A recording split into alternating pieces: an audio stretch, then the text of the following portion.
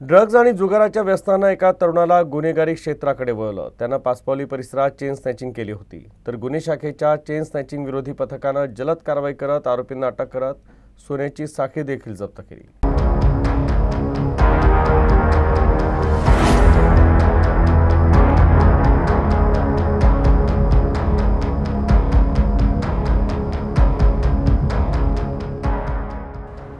गुन्हे शाखेच्या chain snatching विरोधी पथकानं अटक केलेल्या आरोपीचं नाव राहुल चव्हाण असं आहे।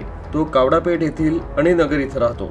पोलिसांनी दिलेल्या माहितीनुसार आरोपीवर यापूर्वी यशोधरानगर पोलीस ठाण्यात मारहाण, मोबाईल फोन चोरीचा गुन्हा दाखल आहे। 1 नोव्हेंबर रोजी दुपारी राहुलनं पासपावली पोलीस ठाण्याअंतर्गत 10 क्रमांकाच्या कलवट जवळ एका महिलेच्या गळ्यातील सोन्याची साखळी हिसकावून पळ काढला होता। तपासादरम्यान पोलिसांनी सीसीटीव्ही फुटेज आणि माहितीच्या आधारे आरोपीची ओळख पटवली। त्यानंतर गुन्हे शाखेच्या पथकानं त्याला अटक केली। चौकशी दरम्यान आरोपीनं आपला गुन्हा कबूल केला।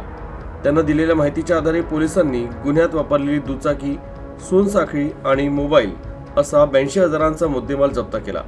चौकशी दरम्यान त्यानं दारू आणि जुगाराचं व्यसन असल्याचं कबूल केलं।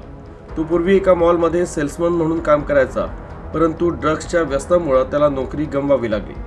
आर्थिक अडचणी पूर्ण करण्यासाठी त्यानं चेन स्नॅचिंग सुरू केलं। पोलिसांनी आरोपीला जप्त केलेल्या मुद्देमालासह पासपावली पोलिसांच्या सुपूर्द केलं।